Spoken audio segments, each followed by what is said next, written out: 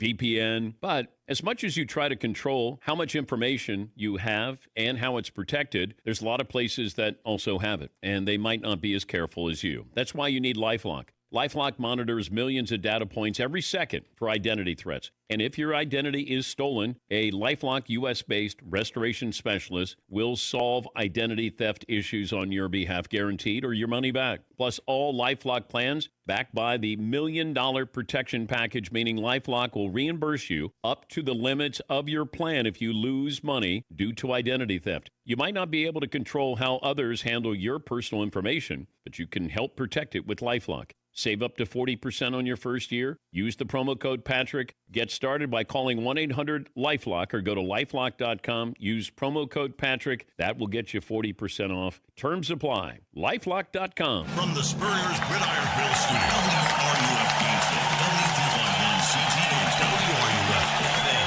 HD2, and the WRUF Radio. It's time to head inside the Sports Lab. From the CJC on the campus of the University of Florida, it's the next generation of Gator sports media personalities. With the latest stories, news, entertainment, and drip throughout the Sunshine State. Now, let's don a pair of goggles and fire up that Bunsen burner. It's time to head inside the Sports Lab. Here's Hannah Mack and Michael Tubbs. Happy Friday, everybody. It's a great day for a Sports Lab show. And we've got a little bit of a special guest here today joining us for our first segment. She made her debut. Macy Meese, Mice? Meese. Meese. Yes. I thought it was Meese. Mice sounds weird. Sounds like the animal. But yeah, no, Macy Meese is here with us. She made a little bit of a debut on Twigs. Thank you for that, Luis. It's very well-deserved applause. But yes, you actually were able to attend high school football media days yesterday. Took place. Over 30 teams across the North Central Florida area were there. Lots of players, lots of coaches. Sounds like a bit of chaos. Can you just give me a brief overview of what was the experience there at the high school football media day? Definitely have to say it was a lot of chaos, a lot of organized chaos. They did a really good job putting the entire event together.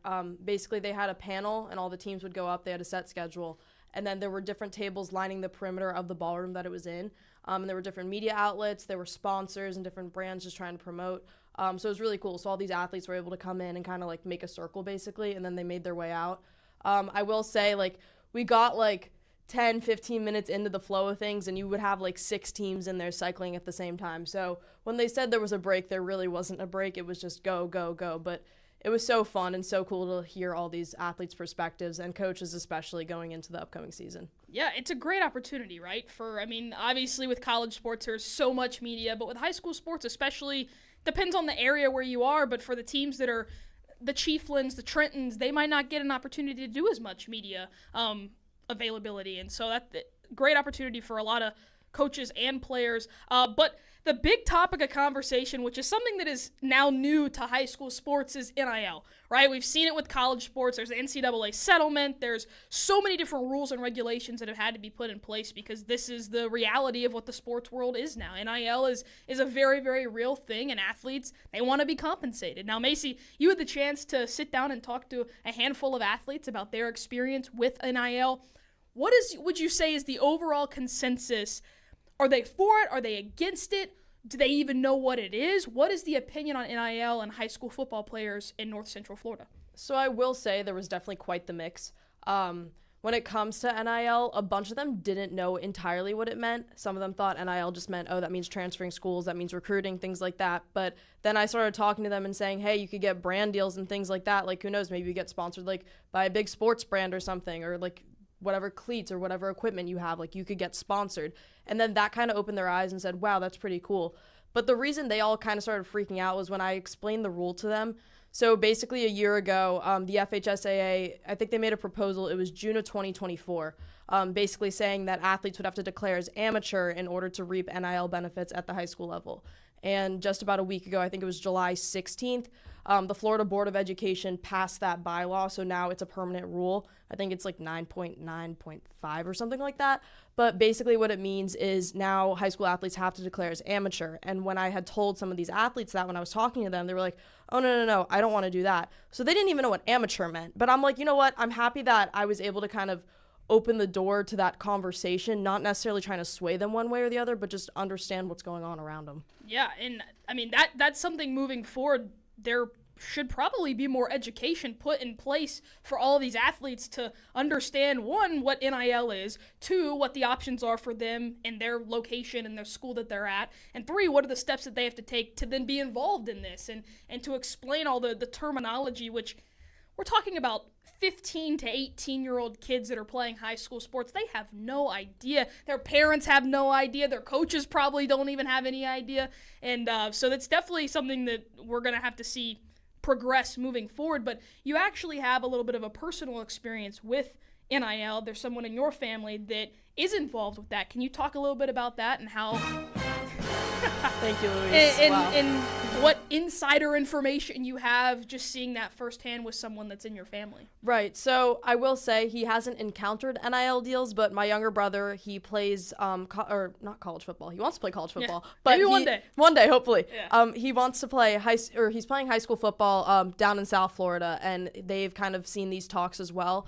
I will say, growing up in that area, the conversations, like if I had asked the questions to the South Florida region versus the North Central Florida region, polar opposite answers. So like I would talk to my brother about it, and they have had these conversations. A lot of these guys have gotten this exposure. So like I'll talk to him about this at home. And it was kind of interesting being able to talk to the athletes yesterday. And they're like, wait, why do you understand this? Like, you're able to talk to it on our level, like as if it were from a player's perspective. And I'm like, well, funny you say that. My brother's your age. He's kind of in this realm as well. So it's interesting to kind of see how it translates over county lines. Like, I will say definitely a lot of humility in North Central Florida. A bunch of these guys, like, they said, oh, I don't really have like NIL interests. I really just want to play the game because I love the game. And I feel like I heard that answer much more than I probably would have heard back home, which is nice to hear that these guys love the game. They're doing it because they love it. And I think that's super important. Yeah, definitely. I mean, that's what you want to hear from high school athletes. And I mean, this is a sports show. We give our opinions.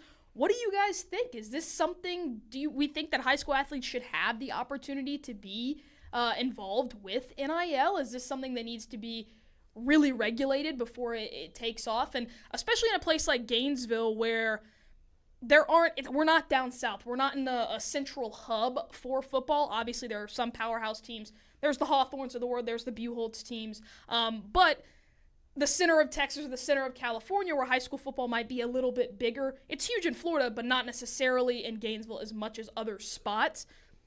Could this benefit athletes around the North Central Florida area? Is this something they should be involved in? What do you think, Michael? Yeah, I'm curious to see how all this plays out, especially with it being a newer aspect of the high school game. And most notably, Quinn Ewers was a massive quarterback recruit coming out of high school, and he had to reclass. And the reason he went to Ohio State to begin with was because the state of Texas didn't allow him to be paid as a high schooler. So he left, went to college early. And I'm curious to see if that could see an influx in people coming to the state of Florida, if their own state, if they're good enough to play at a higher level, go to South Florida to play for a team like Miami, come over to this region of Florida, hopefully play for a school like UF, or a minimum just to get paid. And on that note, I'm curious, did you talk to any of the coaches about this, and what were their thoughts? Did they want to address it? Was it kind of a taboo subject for them? Yeah, that basically describes it. I did talk to a bunch of the coaches, and they all kind of side-eyed. The second I said NIL and I was interviewing a player, they walked right up. Like, they knew that something was up. But what was interesting was he knew the guys didn't know how to answer, which is what I thought was kind of interesting. But again, which I think goes back to your point, Hannah, that there needs to be more education on this. Like, I definitely think it's a really great opportunity for these guys, but they need to know what they're doing. And then back to the coaches as well. Like, I had spoken to them, and they said, look, we just want to make sure that their head is in the game and not elsewhere. Like, we understand that you'll have opportunities off the field to be able to do all these amazing things, especially for such an amazing athlete that you get these opportunities. But it's just a matter of staying grounded. And a couple of coaches did say that they're in an age now and, like, in a time where they're trying to work on the discipline and just their craft in general, and throwing that in might just, throw the whole thing away. So you never know. like we said, the ages, they're not even adults. Most of them aren't even adults yet. And if they are, then they're freshly 18 years old. This is a lot of, one, you have to make sure that they know how to manage finances to begin with. And if their families need to, be involved and coaches need, there's a lot of, I don't know. I mean, implementing NIL in college changed things as is. And so I can see how high school athletes would want that, especially some of the ones that have built. Some of the biggest high school athletes end up being, Quinn Ewers is a great example of, he had a massive following in high school. Of course he wants to get paid. Of course he wants to make money. But you mentioned earlier, we were talking about this a little bit before the show, kind of a connection with UF, their football program, and possibly a school like Buchholz, where there are a lot of guys coming out of there. Justin Williams, who you got to speak to, wide receiver commit for Florida. He does a little bit of everything for Buchholz, but there's often a lot of guys from Gainesville that end up committing to UF. Could there be some sort of agreement or connection working out where you've got coaching staffs that say, hey, you want to make money, come play at Buchholz and we'll figure something out, and then you could go play at UF. It kind of just be a strategy, a recruiting strategy for coaches on the Florida football team. Yeah, I'm curious to see if coaches try to build almost feeder programs, that I think that probably does exist, right? Like Buchholz is a place where Florida can get local talent from, but if you get people to move out of state, come to Florida and go, hey, we can set you up with that opportunities here to earn NIL in high school, and then, hey, just come play for Florida from there where we'll offer you a spot now. Yeah, and I think it could get really messy. I think that's a very big possibility, but I think it's also something that'll be kind of hush-hush because I don't know if they'd be very proud of that. I mean, that gets pretty dirty when you're doing that, yeah. And especially in an age where college football is still trying to figure out NIL. And now you're offering it to kids and parents who most likely don't have any idea what's happening. As you mentioned, like coaches don't really even want to address it with their guys. They just want to go play football. I mean, how do you see, you talked with Justin Williams, Florida commit. Where was his head at with all the, like, that is a star. He is someone that's playing the game at a high level, playing for a good team, and is committed to Florida. We're kind of seeing that in an indirect way. Where's his head at in all this? It was interesting because he seemed to have an overarching idea of what NIL was, but not the specifics. And you would think someone like him who's committed to the University of Florida, like, probably would know a bit more about NIL than some of the other guys. Definitely said he was like, it's a great opportunity, but said that, obviously there are some caveats and things like that. But he said that he could see it as being a distraction, but he said if you're at the level where you are earning NIL opportunities, is it really that big of a distraction? Like, these are kind of the conversations we've had. But he had a very, very interesting perspective on the whole thing. And it was cool, too, because I asked him, I'm like, have you had these conversations with your coaches? Because just to tie back in the coaches with everything, like, they're not sure if they're good with this, if they're happy with this, and if it distracts the guys from the game. And he's like, yeah, we've had conversations, but it's like kind of doing it like in small doses. Like, you're not going all in on NIL or something like that. And another thing a bunch of the guys said was, I want to look for opportunities to come to me. I can focus on the game, and if I'm a big enough name, they'll come to me, is kind of what a bunch of the guys said. And Justin Williams did say the same thing. Very, very interesting. It's a great perspective to have. Speaking of Justin Williams, speaking of Buchholz, I think that's one of the teams that you definitely are going to have to watch out for this upcoming season in high school football. They're looking to make that jump. Now, they did lose their quarterback. They're going to have a new quarterback that will be working with Justin and the entire team. Whenever Justin was talking about him, he seemed very confident in his abilities, thought that their O-line was really, really solid this year, and he thinks that that'll work out just fine. But there's a lot of different teams. Is there any specific team, and you don't have to go into detail or anything like that, but is there any specific team that you guys think you could see having a really solid year? There's a lot to choose from. There are over 30 teams at this media day. But anybody that might stick out to you guys? I mean, Buchholz for sure. I mean, they have the third toughest schedule this upcoming season, which is nuts. But, they definitely have the arsenal to pull it off. I will say, too, someone that might kind of surprise us is Trenton. They came in, had a really, really strong media presence when they were there. Those guys were very disciplined in their responses and things like that, so I think they might be a force to be reckoned with. And Newberry's on the comeback. After losing after the districts, I think it was, or they lost at regionals, like they're ready for a comeback, and you can see that hunger for sure. Yeah, You gotta love high school athletes and wanting more, wanting to be the best. And media trained high school athletes? Are you kidding me? I never thought that NIL, media training, and we would be talking about this with high school sports. I mean, gosh, just let them go out there and play. I don't think I'll ever be a supporter of NIL and high school sports. Maybe if I made money from NIL in high school, maybe I would. But yeah, there's a couple more teams that I just wanted to throw out there. Chiefland, they had a massive turnaround last year. They went 4-7 2 years ago, and then they turned it around, made it to the state playoffs. All of those 1A teams, some of the smaller schools that are kind of out in the boondocks, if you will, I always love to see them compete with each other. The Chieflands, the Fort Whites, there's Hawthorne, there's Williston, there's so many different schools, and they're always really, really competitive with each other, which is, you never know whose year it's going to be, but Chiefland got some family ties out there, so hopefully they have a really solid year. And then Bradford is just so much fun to watch. If you've never been to a Bradford high school football game, they light off fireworks, and it's such a great environment for high school football, and that's just what you see across North Central Florida in general. But Macy, any other final thoughts about high school media days? Anything you wanted to say before we let you go? But thank you so much for joining us today. It was great to have your insight, and especially after you were there in person, you got to see it all unfold, chaotic or not. Like you said, organized chaos is definitely the best way to describe it. But thank you so much for joining us. Any final thoughts? Final thoughts. I mean, definitely, I think NIL is going to be a big thing this year, especially now that it's a permanent rule. So interesting. I'm very interested to see how the guys kind of deal with this and to see how coaches kind of tackle the issue. So it'll be interesting to watch for sure. Yeah, fair enough. All right, that'll do it for our high school NIL conversation. But coming up next, Todd Golden, his championship portrait was revealed at Spurrier's last night, but what Florida coach is going to be the next one to have a championship portrait? Find out right here on the Sports Lab, ESPN 98.1 FM, 850 AM, WRUF. Live from Weimer Hall on the campus of the University of Florida, ESPN 98.1 FM, 850 AM, WRUF. Hey, it's Steve Russell for Hurricane BTW, where every day feels like the weekend.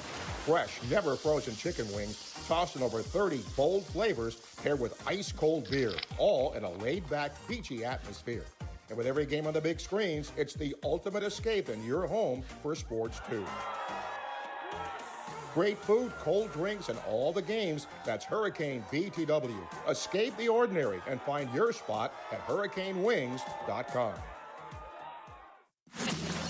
From athlete activism to athletic achievements, we have you covered.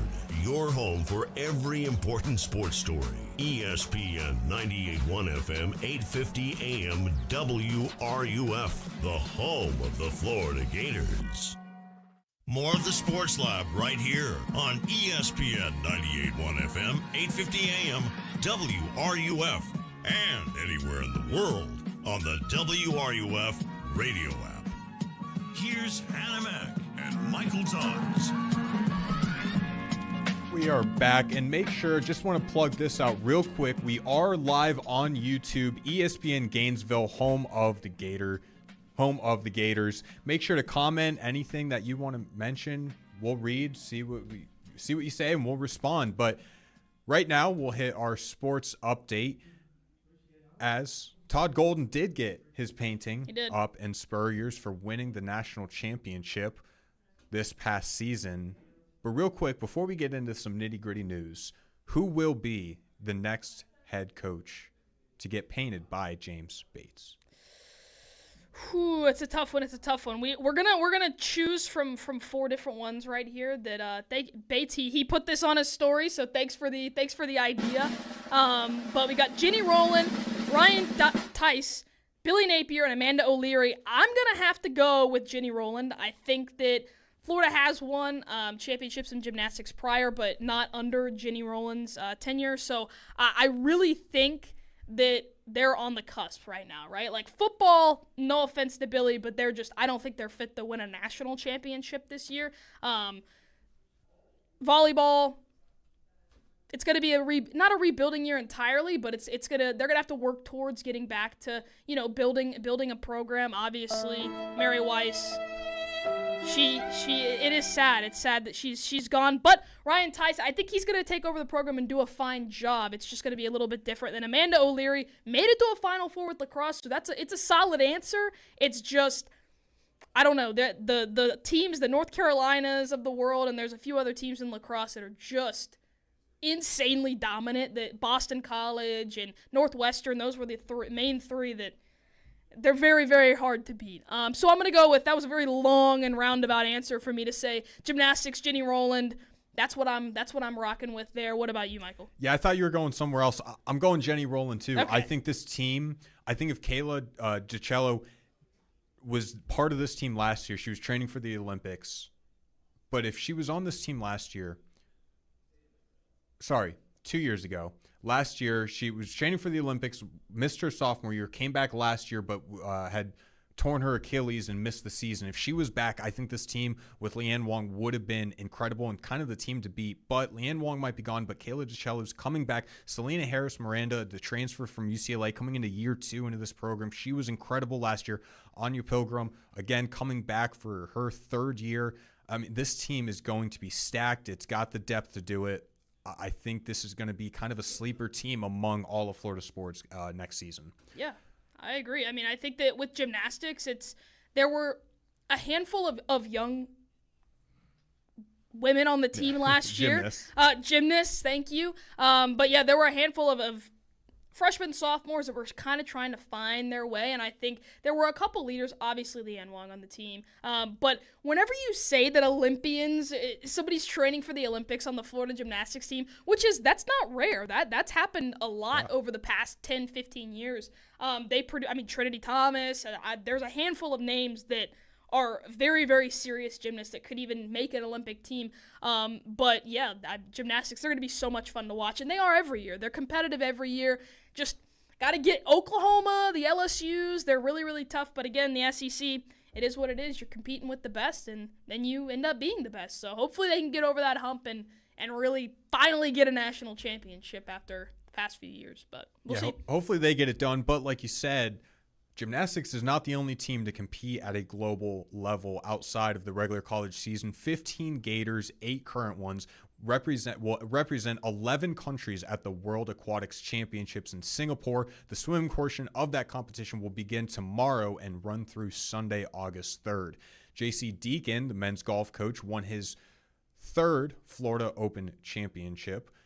The current men's head coach won the title, in the playoff hole, just become the 3rd golfer to win that tournament 3 times since 1962. Golf is one of the sports where you can coach and actually compete with your players. That's an interesting thought alone. You imagine Billy Napier or Todd Golden going out in a football or basketball competition. That's why I put that in there, because I think it's such an interesting conversation of, first of all, the fact that he can go out there and win championships. No, we're talking about like the U.S. Open. No, he's not on that level necessarily, but he's the head golf coach for a reason, right? Like he's very, very good and skilled at golf, and I think that's crazy. Only the 3rd golfer to win that tournament 3 times since 1962 that's a crazy stat. But yeah, I mean, do you think he goes out there and like competes with his guys on a day-to-day basis? I mean, just to make them better. And I think that's, would you be happy or not happy as a player if your coach had come in and beat you on an 18-hole game? In the competition, it'll annoy you, but I can't imagine a better relationship building tool. Plus, how much more trust does that add? I mean, you've gotten certain guys, right? Let's say basketball coaches who might not have played the sport. I mean, when do you think Coach K, when he was coaching Duke, the last time he played a basketball game, right? But when you're getting that trust, you're seeing somebody that in those sports that you can relate with. You can see how their progress and how they do things, and that builds of, hey, I want that guy. Like, could you imagine Tiger Woods being like, hey, I can go have him coach me? Like, why wouldn't you pick that out? No, I totally agree with you. That's so fun. Like, I wish that, I mean, you see it a lot at the high school level. There are coaches that played sometimes a little bit on the younger end, but whenever you get to college, coaches that have been here, they're 10, 15, 20 years. They might have collegiate experience. They probably do, or at least high school experience, but they can't go out there and play you one-on-one in a basketball game. Can you imagine Todd Golden going out there playing against Ruben 1v1. He probably does, to be honest. To be honest with you, you're right. He's definitely on the younger end, but there are some other coaches that, you know that they're not going out there and doing that. Yeah. I can imagine, though, it would make certain practices hard that if you beat Coach in like a Florida Open Championship type setting, if you beat him out, then you're like, you kind of just have that hot air to you, steam coming in, big ego. But speaking of players, Matthew Kress was ranked the number 23 in the PGA Tour University class of 2026 in the preseason rankings. He'll hopefully be a part of another golf team that hopefully can get over the hump and win another national title. Women's basketball is facing Memphis and Georgia Tech in the Cayman Islands Classic. We talked about this a bit ago when we got the full kind of out-of-conference play at the time. Where do you see these games at? Memphis, Georgia Tech, is it just another one that they're going to hopefully run through, or is it actual competition that, hey, can boost their record and their resume? I think it's a little bit more competition than some of the matchups that are on their non-conference schedule. Again, they're not playing the Notre Dames, the UConns, the USCs, the best of the UCLAs of the world. But at the same time, I mean, first of all, who doesn't want to go to the Cayman Islands and play a couple games of basketball? They've done this for a few years now, and I think these two teams, I think, will be decent competition for them. However, I think that these trips are more about just team camaraderie and building a culture that everybody's on the same page with. The team, like, everybody's getting to know each other. They're meeting the coaches. Everybody's getting acquainted before they hit that slant of really, really tough conference play. So, yes, I think that these games should be a little bit more competitive than some of their other non-conference slate. Yeah, and also some recent, somewhat local news down in Clearwater. Hulk Hogan passed away after suffering cardiac arrest. He died at the age of 71, an unexpected one, definitely a big hit to the Florida. That area community has a bunch of stores. I think he's got a shop in Orlando, constantly going around everywhere, an idol for a lot of people. Just a very unfortunate situation altogether. But to lighten the mood a little bit, some very exciting news came out of Florida basketball that Olivier Rio tried out for the football team because they thought that he would be a great guy to have try and go block field goal kicks and that sort of stuff. He tried out. Unfortunately, he is extremely tall, but he doesn't exactly have the vertical jump in order to block it. Wasn't able to do it. A little disappointing there, but I can't imagine if you put Tim Tebow back on the field, I don't know if he would get as big of a pop as Olivier Rio trotting out 7'9" in cleats to go block a field goal. You might be right about that. I don't know. Tim is Tim, but at the same time, it was kind of like the Tulane game, like the bowl game, where Big Dez was in there running the ball, and you're like, what is going on? But yeah, this is on that same scale of, come on, can we just suit him up for one game? Can we have him walk on and just try to block a field goal? I'm not necessarily saying that he could, but I don't know. That would just be such a sight to watch. I mean, it would be number one on SportsCenter the next day, especially if it was a Friday. They would have that in the not top 10, if you know what I mean. But yeah. I mean, what if he intercepted the kick? What if it was a bad kick? It goes short. Long Island, fourth quarter, right? Yeah. Extra point. Somebody somehow gets his hands on it and picks it off. I mean, that would be... And runs it back. Can you imagine? The greatest moment in Florida sports. I don't care if Billy went on to win 10 straight championships. The greatest moment would be that. It would be talked about for years. That is for sure. Yeah, that would just be something incredible. But we did mention Hulk Hogan, and Michael, you know who Hulk. You're a fan. You've watched some of the wrestling. Do you have a favorite? I'm putting you on the spot here. Do you have a favorite Hulk Hogan moment? Yeah, unfortunately, I'm not old enough to have really actually watched him. Yeah, not live, of course. But a few months ago, actually, I think beginning of summer, I was rewatched his WrestleMania moment with The Rock as he was passing the torch, which was an all-time great of just getting the crowd reaction, everything they were able to do there. But I think, an all-time moment has to be when he body slammed Andre the Giant. I mean, Andre was a staple of the wrestling community, but he's also massive. Yeah. He's a guy, Let me pull it up, get the numbers right. 7'4". I think he was over 500 pounds, and pick that up in body center. I mean, that's about as special of a moment as Olivier Rioux blocking a field goal kick. That's peak athletic ability, is it not? I mean, come on, that's pretty cool stuff, for sure. But yeah, I mean, we were talking about coaches that could possibly win a championship. There's a handful of Florida coaches that have already won a championship. Out of these four, Todd Golden, Kevin O'Sullivan, Tim Walton, and J.C. Deacon, who do you see winning another championship? I don't think they get another portrait at Spurriers, but if they did, who do you see out of these four winning another championship? We'll break it down, right? Yeah. Tim Walton, I would love to say him. Yeah. What we saw in Oklahoma City, I got to throw him out of I mean, it was egregious. The Tennessee game, didn't score against Texas. I got to take softball out. J.C. Deacon is probably the underrated answer here. I agree. The men's golf had a phenomenal year, but Todd put this team in a position. Sully baseball, unfortunately, I think they're going to be in another rough spot, not in any sort of championship talk this coming year. But I think Todd could win one as early as next season. So could J.C. Deacon. But this basketball team, and we're going to talk about them a little later on in the show, is built for success the same way as last year. And I think there's only a few teams in the way of that. Who do you think? I'm going to take Deacon. I'm going to take J.C. Deacon. We agreed on the gymnastics answer, so I'm gonna divert. But I think that men's golf team has been extremely competitive over the past few years. Obviously, a couple SEC championships under their belt. Nationally, they've made it very, very far in the tournaments. And this is a team that's returning a handful of guys that are very, very good. And this Florida men's golf team is extremely underrated in their recruiting. I mean, they go out and they get some of the best guys from all over the world. And so I think that this is a team that could be super, super competitive yet again next year and get over the hump and win another one.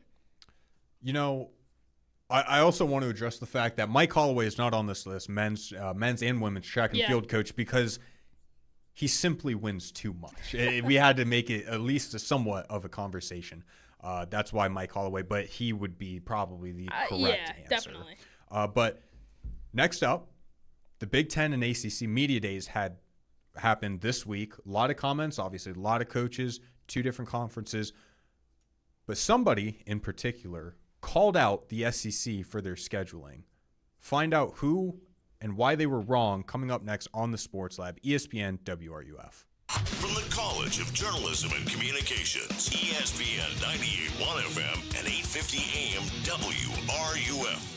To really appreciate the value of International Diamond Center, you need to go back more than 4 decades, when owner Keith LeClaire used to supply diamonds to upscale jewelry stores. He was a trusted source for the most exquisite diamonds and fine jewelry. But then Keith decided to start selling those amazing diamonds straight to the public. He opened IDC and changed the game in jewelry retailing by offering hand-selected, dazzling diamonds at no middleman pricing. Today, IDC dominates the Florida jewelry scene with stores in Tampa, Clearwater, Lakeland, Sarasota, Orlando, Naples, Gainesville, and on the Treasure Coast. This is a powerhouse jeweler with the largest selection of natural diamonds, unbeatable value pricing, a 100% buyback guarantee, all the top names in bridal design, no commission salespeople, and an incredible reputation for honesty and transparency. For those moments that define your love and your relationship, IDC is the go-to place. The first and only official jeweler of the Gators. International Diamond Center. Get locations and learn more at shopidc.com. Feel the pulse of the open road with the 2025 Harley-Davidson Nightster, starting at just $99.99. A seamless blend of classic Sportster design and cutting-edge performance, the Nightster delivers exhilarating power and precision handling. Its low center of gravity and rider-focused technology ensure every ride is both thrilling and controlled. And now, for a limited time at Gainesville Harley-Davidson, own the 2025 Nightster starting at just $99.99. Visit us for a test ride today. The 2025 Harley-Davidson Nightster starting at just $99.99. Visit Gainesville Harley-Davidson today to take a test ride or browse our extensive selection of new and pre-owned Harley-Davidson motorcycles at GainesvilleHarley.com. Whether you're a seasoned rider or new to the Harley family, our dedicated Gainesville Harley team is here to help you find the perfect ride. Terms and conditions apply. See dealer for complete details. More than 12 million residents throughout Florida could face the largest electric rate increase in U.S. history. That's according to AARP Florida, which urges the Public Service Commission to reject the current proposal from Florida Power and Light. Zane Smith is the Senior Director of Advocacy for the organization. This excessive hike would place an unfair burden on Floridians, especially low-income customers and older adults on fixed incomes. Along with large increases in the monthly base rate, the proposal would also increase the monthly base bill for residents. Plus, it doesn't consider all the other costs that are already passed on to customers. FPL also wants the commission to increase its allowable return on equity to nearly 12%. That would be well above the national average of 9.5%. We urge Floridians to join us in demanding fair utility rates and an end to corporate greed. To learn more and take action, visit aarp.org/FL. From the UF Weather Center, here is your WRUF weather update. Skies sunny for our Friday afternoon. Highs today in the lower 90s. Heat index values over 105. A few isolated evening showers are possible. Tonight, mostly clear. Lows for our Saturday morning in the mid to upper 70s. Saturday afternoon, feeling hot. Highs in the mid to upper 90s with heat index values again over 105. A few early evening showers are possible, but most spots should stay dry. From the WUFT Weather Center, I'm meteorologist Megan Borowski. Follow ESPN Gainesville on Instagram, Facebook, and X. Stay up to date with the latest information, interviews, stories, events, and contests. We are ESPN 98.1 FM, 850 AM WRUF. The Sports Lab continues right here on ESPN 98.1 FM, 850 AM WRUF, and anywhere in the world on the WRUF radio app. Here's Hannah Mack and Michael Tubbs. Big Ten and ACC had their media days. But before we get into that, just a reminder, we are live on YouTube. Go check out our YouTube channel to watch us live. Leave comments that we can see and react to. ESPN Gainesville, home of the Gators. But getting back to it. Scheduling and playoff has been the discussion now all offseason into even the end of last year. They're looking at expansion, what's better, strength of schedule versus your record, all this stuff. Big Ten plays 9 conference games. SEC only plays 8. A lot of stuff being said, including what Curt Cignetti, the head coach of Indiana, had a lot of comments to say.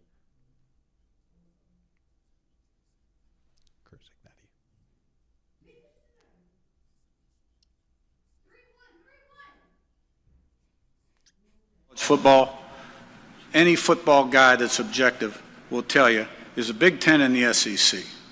All right? 12 of the 16 SEC teams play 3 G5 or an FCS game. 12 of those teams play 36 games, 29 G5 games, and 7 FCS games, and 1 less conference game. All right? So we figured we'd just adopt SEC scheduling philosophy. He wants to have more of an SEC schedule. He's worried about, so they don't want to play Virginia because they play 9 conference games. All right, Curt. Your opening 3 games are Old Dominion, Kennesaw State, and Indiana State. Illinois is up next. They should be good this year. I'll give you that one. At Iowa, Oregon, I'll give you.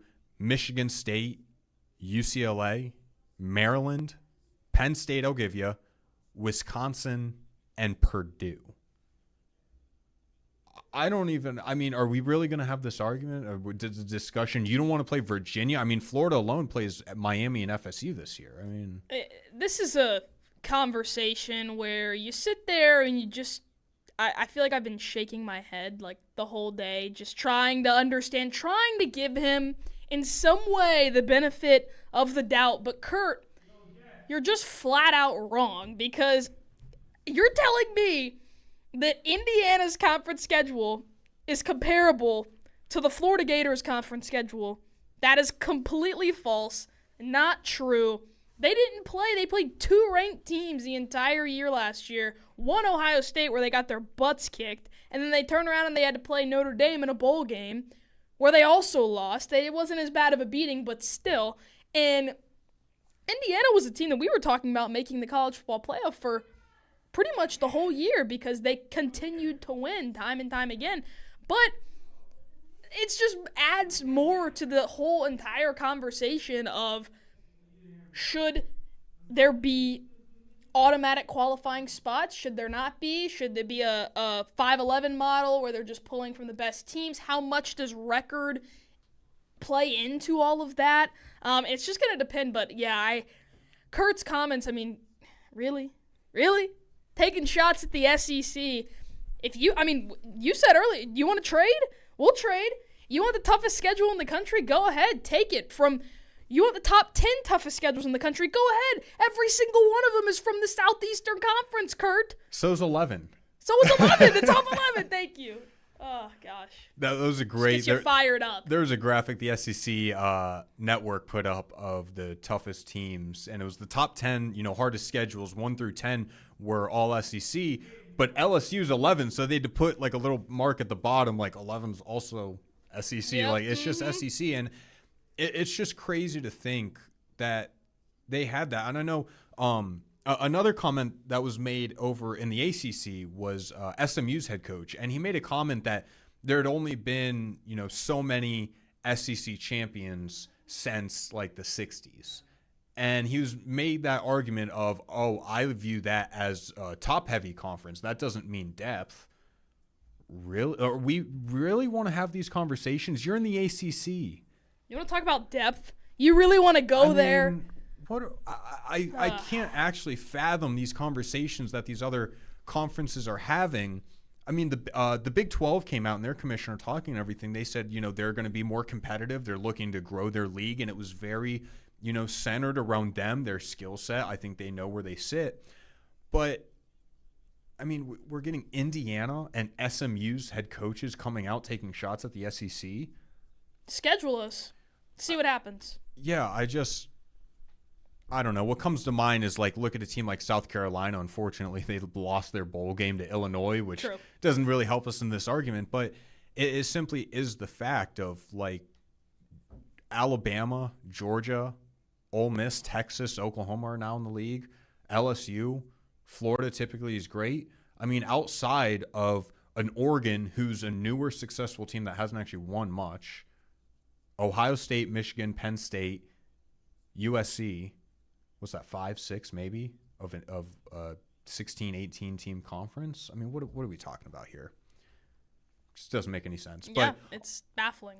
On a lesser note, Lincoln Riley, head coach of USC, talked about the automatic qualifier playoff, the 4 automatic bids for the Big Ten, and he brought up an interesting point talking about scheduling under the idea of automatic bids would allow you to schedule a tougher schedule. And so he was talking about it from a USC Notre Dame standpoint, but Florida State's out of conference. And it makes you wonder, would it be beneficial from a Florida standpoint, not really an SEC standpoint, but a Florida standpoint, to have the 4 automatic qualifiers, because the 5-11 is going to hurt you more in scheduled toughen games losses compared to the automatic bids, where you can be a 4 seed with potentially 3, maybe even 4 losses in a bad year, to where you can afford to take those tough matchups. Yeah, I loved this point by Lincoln Riley.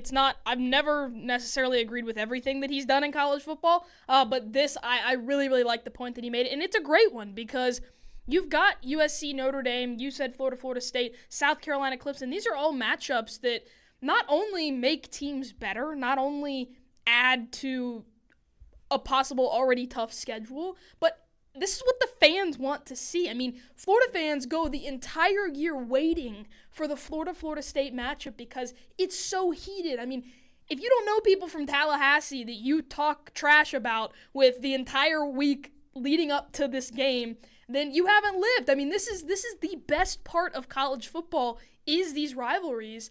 And I love the point that he made about, yes, if you have automatic playoff spots, we already said that we thought that the SEC should vouch for the 4-4-2-2 because 4 automatic playoff spots and then possibly getting even more teams in because they're already in the top 16 in the country. That's very, very likely to happen, and I think that that's the best news for the SEC, but this is going to make college football even more interesting. You want all of these rivalry matchups at the end of the year. College football has lost a handful of fans at this point, right? Because of NIL, because of the NCAA settlement, because of all of the money issues that have happened. But then you throw in the automatic bids, you keep college football as competitive as possible. You might wrangle some fans back, and it's just going to make things more interesting. And then guess what? All of these teams that are playing each other in the last week of the year could play each other again in the college football playoffs. So I think it was a fantastic point, and I agree with him. I think that the SEC and the Big Ten should both vouch. Obviously, the Big Ten has come out and said that they do, but the SEC, I think they should vouch for the 4-4-2-2 playoff because who doesn't want 4 automatic teams getting to play in the compete for a national championship? Yeah, I mean, this season, I think we're hoping that Florida's looking for a conference title game, most likely to try and get into the playoffs. Now you can be 4th in the conference. Sounds good to me. Yeah. In other national news, Bill Belichick spoke with North Carolina. For North Carolina, talking about the way he's going to run his program. Terminology, it's all pro program. Not to the extent that we did it in the NFL. There'll be fewer plays, fewer adjustments, but it will be along those lines, and we'll use what we need. Running college football like the pros. That's an interesting take. Do you think that'll benefit his team in the world of NIL? In the world of NIL and money, yes. I mean, it's teaching them how to handle their finances. Now, do NFL players necessarily have the best financial responsibility? Probably not. But under Bill Belichick, a guy that has been doing this for so many years, I think that it could help them. I mean, he's probably sitting them down and talking to them like they're adults. They are adults, but they're still college students. It's different than the professional level. However, it seems like he's running his team, less plays, less formations, less paper learning and things that they have to memorize just because from an IQ level, some of these guys, I mean, they're fresh out of high school, 18 years old. They might not be on that level yet. But I think from a money standpoint, running college football like the pros, is it not already being run similarly to the pros? There's a lot of very real aspects that go on both sides, NFL and college football. I'm not saying that it should be entirely converted to running things like the NFL because college football is college football. So you still want college to be involved with it, but because of all the money that's involved with it now, it is a little bit more like the NFL in terms of a financial point. But yeah, I mean, I think that Bill Belichick, we're going to see. And I mean, Michael, how long does he have before he needs to start winning football games in North Carolina? He's won at the absolute toughest level of competition with the best football players in the world, in the NFL. How long in North Carolina until he has to start winning before people turn heads and say, hey, get him out of there? Before the show, we kind of talked about this, and I said 5 years. I think 5 years is kind of his window. So I think going into year 2, I didn't realize he's 73. Yeah. I'm kind of wondering if I should shrink down that 5-year gap, the window that he's going to be coaching in. I don't know. I mean, what do you think his goal is out of North Carolina? Is his goal to win a national title? Is it to turn the program around? Is it simply to continue coaching the game he loves? I don't know. I mean, if we're talking he wants to flip it to national contender 4 years, I think if he truly does it and players buy into him, I think Bill Belichick has the power to do that. Yeah, I mean, it's Bill Belichick. Of course he wants to win a national championship, but he could still have a job in the NFL if he really, really wanted to. He's one of the most successful coaches of all time. But yeah, I think he wants to turn this program around and win a national championship. I've never necessarily had North Carolina in national championship conversation. Obviously, it's funny that Drake May came out of North Carolina and is now with the Patriots. Kind of ironic. But yeah, of course he wants to turn this program around. I just realized we need a North Carolina Colorado matchup. Oh my gosh. Deion versus Bill Belichick. Prime versus Bill. It's like, it's two completely different sides of everything. I think that's the most contrasting coaching matchup. Maybe not. I mean, they both are for treating college football like the pros, so they're similar on that level. But you look at Deion Sanders, you look at Bill Belichick, and you're just like, this could be a fun matchup to watch. Hey, if you're tuned into the YouTube channel, we're on live, ESPN Gainesville, and let us know if you were a corner or safety in the secondary. Would you rather be coached by Bill Belichick or Deion Sanders? I mean, those are pretty top-notch options up there. But coming up next, we're going to take a look at Florida men's basketball and a guy that maybe be an underrated addition to this team that hasn't really been talked about, and what's going on with Boogie Fland. Find out coming up on the Sports Lab, 98.1 FM, 850 AM. Soul of Gator Nation, and coming to you live from the second story of the CJC on the campus of the University of Florida. You are listening to ESPN 98.1 FM, 850 AM, WRUF. Would you trust a company that's been in business for over 40 years? I certainly would. That's why I trust Southeast Car Agency in Gainesville, 310 Northeast 39th Avenue. The Cousins family has owned and operated that business, and since day one, all they've done is give you the best alternative you have to purchasing a new vehicle. Cars, trucks, SUVs, foreigns, domestics, all of them really, really great vehicles. 310 Northeast 39th Avenue is where they are. Check them out today, Southeast Car Agency. Coming up at 4, it's The Tailgate with Jeff Cardozo and Pat Dooley. Right here on ESPN 98.1 FM, 850 AM, WRUF. And on your phone with the WRUF radio app. More of the Sports Lab right here on ESPN 98.1 FM, 850 AM, WRUF. And anywhere in the world on the WRUF radio app. Here's Hannah Mack and Michael Tubbs. Okay. That's my song. That's my song right there. A little Return of the Mac. We're back from commercial break. It was a quick one, but let's just dive right into it. Florida men's basketball. What is this team going to look like this upcoming year? Obviously, there's a lot of returners that they've brought back, including the birthday boy. Happy birthday to Alex Condon. He's definitely coming back. Him, Ruben, Thomas Houck, those are the three main guys. But there were also a handful of transfers that Todd Golden was able to snatch in the portal. You've got Xavier Lee, you've got Boogie Fland, and you've got A.J. Brown. Michael, out of those three guys, we hear a lot about Boogie and we hear a lot about Mr. Lee, but we don't hear as much about A.J. Brown, who actually has a brother on the team, so that's really cool to who can say that they play college basketball with their brother? Not a whole lot of people. But what does he bring to the table? He's an underrated aspect of this transfer portal class that Todd Golden was able to grab. What does he bring? I mean, he's bringing double-digit scoring, a little under 40% three-point shooting, and I think that's the impact that he can make. I think I'm gonna throw this back to you real quick. Mm-hmm. Is A.J. Brown what the fans expected out of Urban? Yes and no, because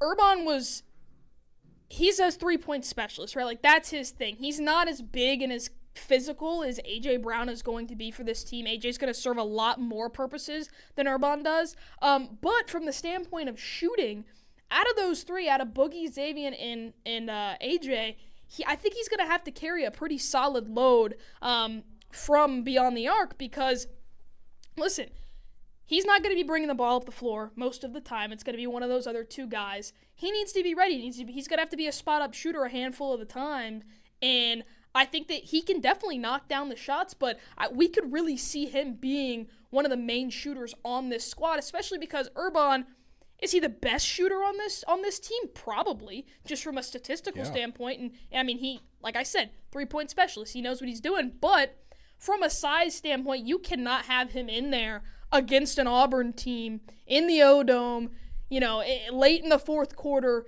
to knock a three down. That's just not exactly what you want, especially across the SEC with some of these teams that have insanely competitive defenses and just really, really physical guys, because he's not big enough. But to answer your question, yes, he's going to have a similar role from a shooting standpoint. Right. I think, like you said, he's bringing in more of that size. And I'm really curious to see, and we've talked about this before, who the offense is going to run through, because I think, none of the three guys that you mentioned, right, AJ, Boogie, and Xavier, none of them are elite shooters, right? We're not, Walt's not, he's not back. Will, on a good night, isn't here. But I think they can get enough pressure in the middle to give them open shots. And are they going to nail contested, tough shots, game on the line? No. Are they good enough to consistently nail those open looks that they should get if Houck and Condon and Rubin in the middle dominate there, giving them the space? I think they could tear somebody up middle of the game. They're not going to come out firing, but let the guys work down low. And by the end of the game, I don't see any reason why a guy like AJ, can't have, 7 games, 10 games of 6 attempts at least from three. They have to, right? They have to shoot the ball, because you're talking about a Florida team last year. One of their biggest strengths was being able to get hot at any point throughout the game. And it wasn't one guy. Yeah, it ended up being Walt a handful of times, but it wasn't just him. Will Richard, he had a handful of games where he got really hot, carrying a solid load from deep whenever they needed a shooter to step up. Thomas Houck, even, especially throughout the tournament, he stepped up in that role. So if they want to go and win another national title, they have to have knockdown shooters that can hit those shots, and they have to take them too, right? Obviously, like you said, the game, a lot of Florida's offense is going to be run through them, especially with Houck, who can kind of do a little bit of everything. He's going to be bouncing around all over the court, especially on defense too. He's a great defender. But yeah, I'm really excited to see how they mix all of those talents together, but then still take, like you said, 6 to 10 open looks a game, and those guards, they need to be ready to shoot that ball, because this is a conference where you're going to have to score a lot of points, and this team is going to be at its best if those shooters can't hit those shots. Yeah, you bring up a great point of really just getting the shots up, because if they don't, then there's no threat of it, right? So you got to create that threat of it. It reminds me, going over to football, as an Eagle fan, Nick Foles was one of my favorite guys to watch, not because he won a Super Bowl, but because coming off the bench, if you put him in for 4 plays, I could guarantee you he's going to take a shot down the field one of those times. He creates that urge, that presence, and it's the same idea here. I don't want you going 1 for 7, but if you're 3 for 6, I know that's a good night, but just creating every other game, just getting those shots up, even if it's not totally efficient. I don't want them going out there, just shooting willy-nilly, but just creating the threat of it so that it is present is going to be a massive factor. Yeah, you don't want teams leaving feet between you and them, leaving people. That's the most disrespectful thing in basketball. And if it works, it works. If you can't shoot the ball, why would I go out there to guard you? Why would I not stay down in the paint and help the Finn and Alex Condon and Ruben Chinyelu? Why would I not do that? It worked with Thomas Houck. Oh, they gave him space, and he took advantage of it. No, exactly. And I know you did not bring up Nick Foles to a Patriots fan. I know you did not bring him up in the middle of a broadcast, especially with Kevin Winter in that office too. Oh, my gosh, Hey, I didn't Michael. bring up the Super Bowl till now, but you kind of made me there. Yeah, I know. Anyway, yeah, what's going on? I mean, come on. He can't bring up Nick Foles. That's like a Patriots fan's worst nightmare is that game. We brought up Bill. Yeah, we did bring up Bill. talk. We did bring up Bill. Yeah, Eli Manning. Yeah, it's true. That's true. But Eli Manning, Nick Foles, just guys, quarterbacks that haunt Patriots fans for the rest of their lives. But hey, Tom Brady, he got it done enough, I think.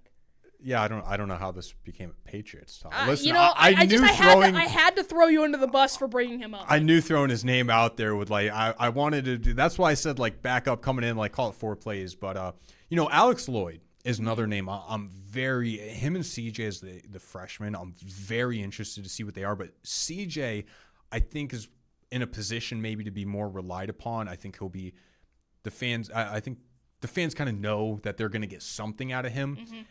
Alex Lloyd is the one that really sticks out on this roster of a guy that could either he's going to be what Urban was, right? He was a guy that is going to come in, give you good minutes off the bench. He's going to be a young guy that's going to be in this program for a while. Or it's just not going to pan out this rookie year, and it'll be more of an Isaiah Brown to where we don't really see him at all. And I think there is a chance of both. And I'm really curious just to see how that plays out. I mean, do you have any thoughts on what we should expect from him? Yeah, overall, you never know heading into the season. I mean, the role that he's playing in practice, you throw him into a game and he doesn't do what you want him to do, and then it's a decision that you have to make to pretty much sit him the rest of the year. But I'm going to bring up this point. Boogie Flan, he underwent sports hernia surgery. He should make a full recovery, 4 to 6 weeks, should be good to go for the fall camps and everything. But let's say that a guy like Boogie goes down, right? Has to deal with an injury, even other guys on the team, because injuries happen. This is something that we've seen across all Florida sports. Thankfully, last year, this team, they had some injuries here and there. Elijah Martin Walt was out for a few games, but it was nothing ever super, super serious, and there were plenty of other guys that were able to step up and get the job done. However, if injury does occur, I see CJ Ingram, Alex Wood, I see them playing a big role in that sense. But like you said, I mean, you've got two really, really talented freshmen coming in, and then you mentioned Isaiah Brown too. He's going to want minutes before a freshman gets minutes, you know? So it's going to be a really, really tough thing for Todd Golden and the coaching staff to juggle. And then you've got Urban as well coming off the bench. So who do you pick and choose to go in there? And it might depend on different personnel. It's going to depend on the defenses. It's going to depend on the teams that you're playing. But I'm hoping throughout the non-conference schedule, these freshmen can get, and Isaiah Brown, who didn't get to see a lot of minutes last year, get as much playing time as possible, just so this team has some experience heading into the conference schedule, just in case they need to go at some point. Yeah, I know Urban's on the team. I'm surprised he didn't transfer. I mean, me too, straight up, Michael. and we hadn't actually never had that kind of conversation when the season ended. He's still on the team. I don't know how he didn't. I don't know how he didn't leave. I don't see him getting minutes. I think from what we saw from him, even if he puts on weight, I think he's too small. I don't know if he's going to be able to compete at that level of outbidding other guys for minutes. I mean, there's so many options, and again, this is what has made Todd's teams so good, is the depth and so many positional guys. I'm surprised he hasn't left. Yeah, and you know what's funny about that is if he was going to leave, like, I feel like he would have done it by now probably, so maybe he's just sticking it out for the long haul. But last year, if he was going to play really significant minutes throughout the season, it would have happened last year. There were less guys coming off of the bench, and he was supposed to get more playing time, and he did here and there, but then it kind of got into the nitty-gritty of conference schedule, and then obviously the postseason where you can't risk putting him in there just because these are the most physical games that you're going to play all season, and you want to win a national championship. No hate to him. He's a great shooter, but it just wasn't exactly the right time for him to come in and play minutes. And then you look at this year and you're like, if anything, he's going to play less than he did last year, right? Yeah, I want him to work, but I can't help sitting here looking at it. I mean, you can't tell me he wouldn't pop off the stat sheet at a mid-major. I mean, he would be a guy that would I don't want to talk about him like this, but he'd fool you, right? He'd put up good stats at a mid-major. I just don't see him competing at this level. I just don't. Yeah. All right, fair enough. That's Florida men's basketball. A little bit of a deep dive there because we haven't talked about them a whole lot recently this summer. We talked a lot after they won the national championship, but with the Boogie injury going on, and it's Alex Condon's birthday, of course we have to talk about Florida men's basketball, and it's a good conversation because realistically, we don't know how this team, playing time-wise, is going to look this upcoming year. I mean, there might be some surprises come early November. So, but coming up next, we're going to take another deep dive, but this time into Florida football. Florida, Georgia, is this finally the year that Billy Napier gets it done against Kirby Smart? Find out next, right here on the Sports Lab, ESPN WRUF. From the Spurrier's Gridiron Grill Studio, WRUF Gainesville, W251CG Gainesville, WRUF FM HD2, and on the WRUF radio app. Do you have an invention idea but don't know what to do next? Call InventHelp now for free information on how to get started today. InventHelp provides invention services that help everyday inventors get started with their idea. We have representatives nationwide who will explain the InventHelp process step by step. Over 10,000 patents have been secured through InventHelp's patent referral services.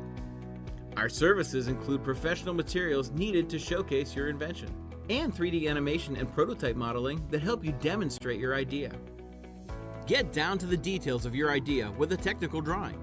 The InventHelp Databank includes thousands of companies who have agreed to review new ideas. We've been helping inventors since 1984. Let's help you next. Take advantage of the opportunity to get started today. Call us for free information at 1-800-577-2648. That's 1-800-577-2648. Again, 1-800-577-2648. It's time to head inside the Sports Lab. It's alive! From the CJC on the campus of the University of Florida, it's the next generation of Gator sports media personalities. With the latest stories, news, entertainment, and drip throughout the Sunshine State. Now, let's don a pair of goggles and fire up that Bunsen burner. It's time to head inside the Sports Lab. Here's Hannah Mack and Michael Tubbs. Back with you here on the Sports Lab Friday edition. I'm pretty excited for the weekend, to be honest with you. I don't know. I feel like it's been a long week. I don't know. Maybe not, but we're getting near the start of fall semester. We're almost to football season, and you know what? Maybe that's why it feels like a long week, because it's been a really, really long off season, and I am just so excited about college football. Speaking of college football, Florida, Georgia. One of the best games for Gator fans all season. Well, I mean, maybe not in the past few years. Back whenever Kyle Trask was here, it was definitely a little bit more fun to watch. But this is a game last year. DJ Lagway was in there, dealt with an injury. Gators ended up dropping this game. But, Michael, you watched this matchup last year, and if DJ Lagway is fully healthy, it might go Florida's way. How did Georgia win the SEC championship last year? They were still a good team, but, man, I mean, Florida and DJ put them in such a good position. Excuse me. The defense put them in a good position. DJ made his handful of plays that he did, but overall was kind of struggling right up until right before the injury. But some big turnovers by the defense. They held in most of the game. It was up until, the very end is when it kind of finally flipped and just wasn't able to get it done. But I'm curious to see an underrated storyline as far as Georgia goes is last year they led college football in drops. They've addressed the receiving room, brought in Noah Thomas to transfer from A&M. He should be good. He should be their top guy. Zachariah Branch, transfer from USC, is a big name I think that teams are going to have to look out for. He's a speed guy. He's incredible on special teams. He's a great returner. I think he's got the ability to be extremely good, very good, and nationally recognized. But they're going from – we'll see how those guys pan out, but where I'm going with this is they led the league in drops. They brought in some new guys, but Gunnar Stockton throws the football harder than any quarterback in the league. You're coming up more. I mean, how are you going to catch the ball if you couldn't handle a pass from Carson Beck, who had his mistakes last year, but is still throwing through pretty damn good quarterback, to a guy that's accuracy is kind of in question, but the power that he throws that thing is insane. Yeah, I never thought that I would sit here and ever defend Carson Beck on this radio station. But to be honest with you, he really didn't have a horrible year by any means. You look at his receivers, Georgia, they could have caught a handful more of his passes. That's just a factual statement. But he did struggle against Florida's defense. 3 interceptions in that game last year. He still threw for over 300 yards, but those interceptions is really where he struggled. And like you said, Florida's defense they just came to play. And honestly, Michael, I could see that happening again. Georgia, they lost 3 offensive linemen and 3 defensive linemen, starters, to the draft this past year. So this is a really, really big question mark for their team. Are they rebuilding? How are these lines going to look? Yes, they have a lot of guys that do have starting experience. However, it's not by any means going to be the same lines on both sides of the ball that they saw last year. And I think that that's the biggest spot where Florida can take advantage of. I mean, the Gators are returning a handful of starters, especially from their offensive line and from their defensive line as well, where they might have the advantage in the trenches in this game, and I think it could be the biggest difference maker. Yeah, I'm curious. Kind of the thought in this game is how important is it for Billy Napier? I think the flip side of this is how important is this season for Kirby Smart? Yeah. I'm not arguing Kirby's greatness. He's an incredible coach. He's done very well even before they won the titles. He was building it up. They did great. But think about the success these past few years, right? Went back-to-back, really built off of one team. Stetson Bennett was the quarterback for both. Jalen Carter, you had Jordan Davis, you had a lot of guys coming off the edge. N'Kobe Dean was a part of them. Nolan Smith. Luckily, I'm an Eagles fan, so I'm trying to get some of these names. But, right, it was all one team. They were all on that first championship team. Some of them went to the league. Others took the starting roles for the next year.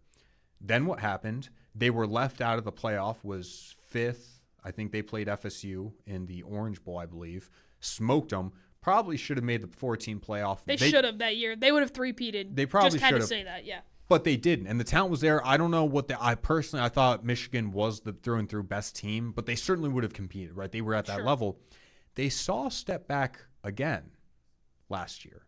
Carson Beck didn't play to the standards. Receivers were dropping balls. The defense was good, but not to the same extent that the 2 title teams were.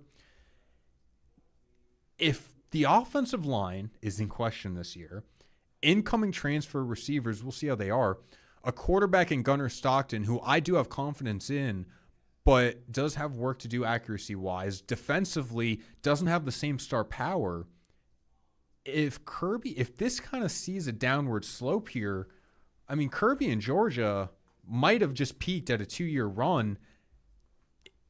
Florida should have beaten them last year. And if Florida beats them this year, the Billy's taken over as far as this year goes in that rivalry. I mean, you're starting to see them slip a bit. Yeah, and that's the biggest thing with this Georgia squad is how overrated are they? Is this a team that is really going to compete, not just in the SEC, but across college football? They're still one of the favorites to win the conference and to win the national championship. So what does that mean? Is this seriously a team that is going to compete at the highest level, or is it going to be a similar year to what Alabama saw last year, right? Where you've got a lot of really talented guys. You've got a quarterback, Jalen Milroe, who isn't the most established veteran quarterback, but has some strong spots, really strong arm, similar to Gunnar Stockton. Now, Gunnar, I think he is going to have to find his footing this year. Don't think he's going to be the best quarterback in the league at all. I think he's really going to be more like a bottom 5 guy, to be honest with you. Not that he's not talented enough to get there, but I just don't think he's completely ready yet to compete at the highest level. But the biggest unsung hero, I think, of this Georgia team, which is really going to make or break how good they are, is Nate Frazier, who this was a running back. Obviously they had Etienne, Trevor Etienne. We don't speak his name in this studio, but they did have him on the squad, and he now plays in the NFL, so they've got him out of the way. But Nate Frazier, I think, was more of an important running back last year. Etienne battled some injury here and there, but Frazier was a really consistent guy for the Bulldogs, and he's going to make or break this offense this year because, yes, they've got some really talented receivers, but at the same time, if they're continuously dropping the footballs again, I mean, not that they're going to, these are different guys, but Nate Frazier is going to have to be the center and the core of this offense just because he's what's going to ground them. Yeah, I think he will be he was very good last year. Very He should have good. gotten the reps over Etienne. Listen, I Etienne going to agree. Oh my Georgia gosh. was a massive mistake, I think, on his It's like part. running back university. Are you kidding me? He did get drafted, but I don't think that worked out as well as it could have. Nate Frazier, I think, could end up being the staple for this offense potentially if you're right on Gunnar Stockton. And he does not refine the raw talent that he kind of has. They could be in a bad spot offensively. If he can't get his receivers consistently the ball, if the offensive line is good, not great, and it ends up kind of being on the running back room, I mean, that's just going to kill Frazier. He might be great. He might be a top 10 running back in college football. Josh McCray is a guy that should be the power runner for this team because that's not necessarily Frazier, but it's a lot to put on a guy going into his sophomore year who, surprisingly, probably I think a lot of people would have thought that he should have been getting most of the reps last year. I definitely see the upside for Georgia, but they're not given the upside here. They got to work for that upside, and if they don't reach it, this could be an interesting team, and especially going into the Florida game, look for turnovers again. I think Gunnar Stockton's the guy who could overthrow his receivers. Got Bryce Thornton sitting back there. Go get him. Definitely. I mean, if Florida's defensive line takes over and puts as much pressure on him as humanly possible, then Florida's offense is powerful enough, especially with a questionable defensive line for Georgia. Realistically, this is a very winnable game for the Gators. We both I've said it for I don't even know how long, Michael, that this is finally the year that I think that the Gators can beat the Bulldogs. Just because the last few, I mean, Georgia's just been really talented. As you said, national championship level team. Thought that it could have happened last year, but this is really, really the changing year that could possibly shift them. Maybe Florida can start taking over this series in the future. But Georgia, you look at their schedule, and it's not easy. I mean, their first two SEC games, you got Tennessee and you got Alabama back-to-back. So one of those games, they're likely going to lose. Tennessee might not be the best team that they were last year. I don't think that they're going to make the playoff again. But they've got Tennessee, they've got Alabama, they've got Ole Miss, they've got Texas, they've got Florida. They've got all of these teams on their schedule, which we'll have to wait and see. But this is a team that could possibly lose 3, maybe 4 games, if not more. Yeah, I think this will be a good team. I don't know if they'll be great. Had a lot of questions for viewers, for you throughout the show, but I think this will be the question of the show. Every time, we've gone over these games, every kind of game has gotten its own kind of title to it, right? LSU, we'll see what this team is for the season. Miami as the most important game heading into Texas before that bye week. Texas possibly could be the best game in college football of the season, of the regular season. Is Georgia, if Florida beats Georgia, is this the turning point for Florida football? Is this the game that you look back to and go, that's when Billy figured it out. That's when DJ become DJ. Maybe that's when his name really gets in the Heisman talks. Is that the game that turns around the shoe throw? That turns around the shoe throw is funny. Yeah. I think that it definitely could be, because you look at the rest of the year. If Florida wins against Georgia, they've already played Texas. They've already played LSU, which I think are the 3. Georgia, Texas, and LSU are the 3 toughest games on their schedule just from a ranking standpoint. So, yeah, it's certainly a turning point. And if you're the Gators, this is a must-win game. You have to go out there and you have to win this game, because then you take a road trip, right? You've got a few games that are on the road that you don't want to lose, but it's the SEC. You never know week to week what's going to happen. But, yeah, I think it's a huge turning point. But I don't know, Michael. I think early on, I think against that LSU team, I think that's whenever we're really going to know if this is a legit contending team under Billy Napier. Yeah, that's my answer. Fair enough. What's the game in the season where Florida could potentially become a title contender? Or playoff contender. I'll say playoff contender. What's the game that they win that goes, this is a team that can get it done? Well, it's funny that you asked me that, because you just asked me that other question about this Georgia game, and I'm going to say that it is this Georgia game. Because throughout the rest of the season, it depends. again, on the losses that they may or may not take before or leading into this Georgia game, if they have 2 losses coming into this Georgia game and they win it, well, you got to win out, and you make it to a playoff easy. If they have 2 losses and then they end up dropping one after this Georgia game, but I think that if they go into this in playoff contention and you beat Georgia, I think they smooth sail the rest of the season. Maybe drop one game on the road, but I don't see them losing at home against Tennessee or Florida State this year. So if you drop a Kentucky, if you drop an Ole Miss, you shouldn't, especially if you're beating Georgia, if you're beating Texas, if you're beating the LSUs in this conference. But it happens. Yeah, this is going to be an interesting one. 2 years ago, I looked at Florida-Georgia as a joke. Georgia was winning that game. Didn't really matter. It might be competitive because it's a rivalry. This is a year where I look at it and go, Florida should be favored in this game. They're going to come at it, and DJ Lagway is going to play better than he did in that first matchup this past year. And Georgia's going to be the ones probably having to prove themselves in this game and not the other way around. Yeah. All right, great stuff. But coming up next, guess what? It's 100 days, the big 1-0-0 until college basketball starts. We're going to make our very, very early predictions for who's going to win the national title on both the men's and women's side of things right here on the Sports Lab ESPN WRUF. From the heart of campus and the College of Journalism and Communications on Stadium Road, ESPN 98.1 FM, 850 AM, WRUF.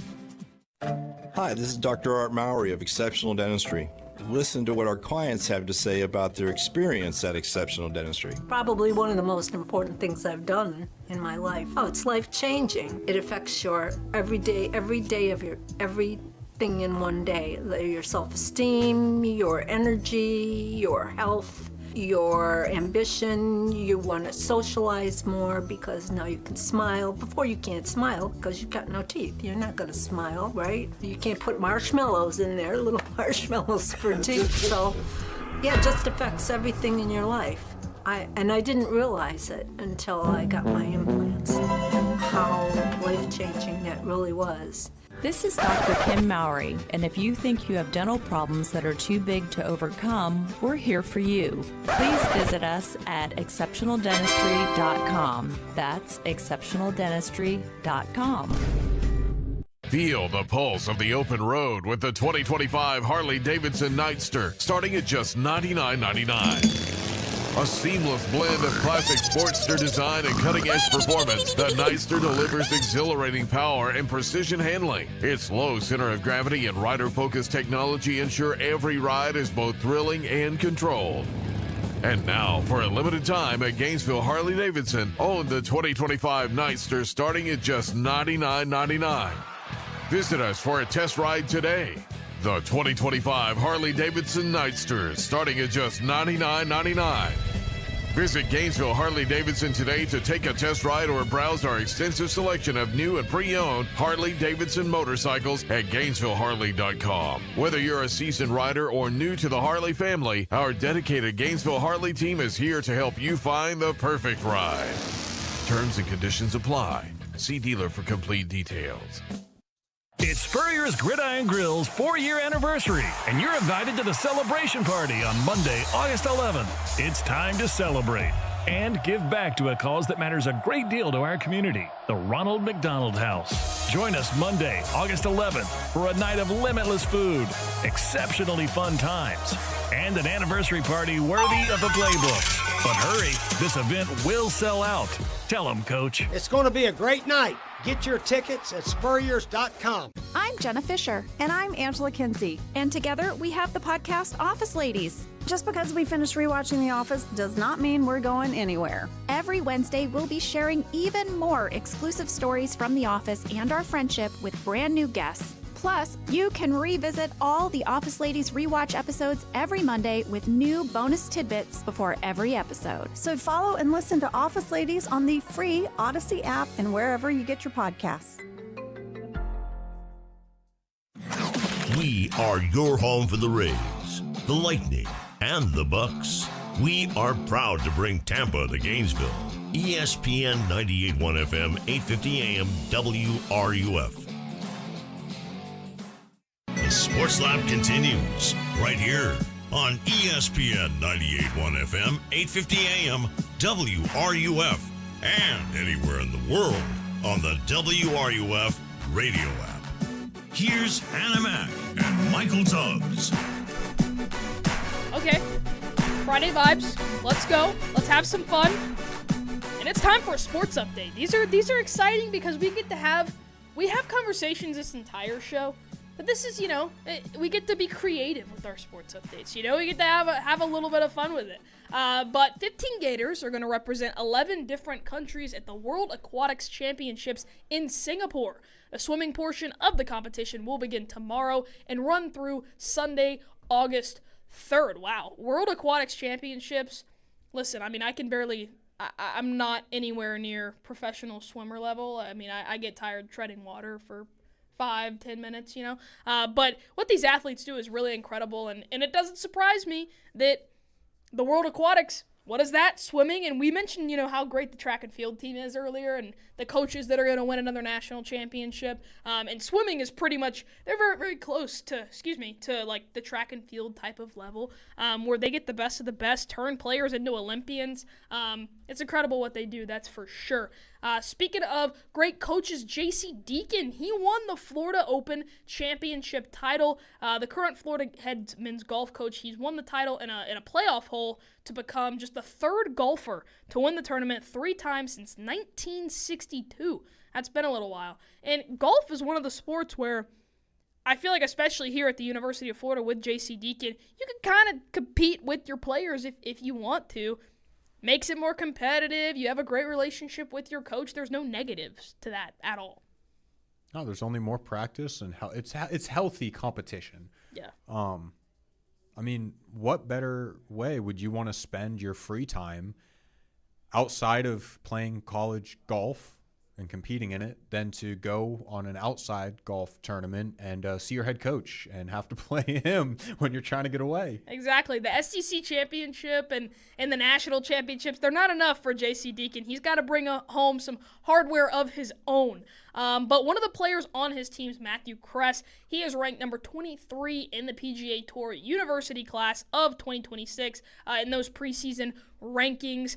A lot of really talented golfers on that team, and I think that Florida is going to be in contention for a national title over the next couple of years. Ian Gilligan was in that conversation. There's a lot of guys that are really, really competitive across the college golf world, and I think Florida, they're right there on that cusp right now where they have been extremely competitive over the past few years, but they're really trying to make that jump up to Vanderbilt, right, who has been incredible in men's golf for a long time now. But there's a lot of guys, and I think that they're right there where they're competing, they're winning SEC titles, but they're not exactly going to win back-to-back national titles. So I think that J.C. Deacon, if anybody's going to do it, it's going to be him to try and kind of push that program just a little bit more to reach that level. But, yeah.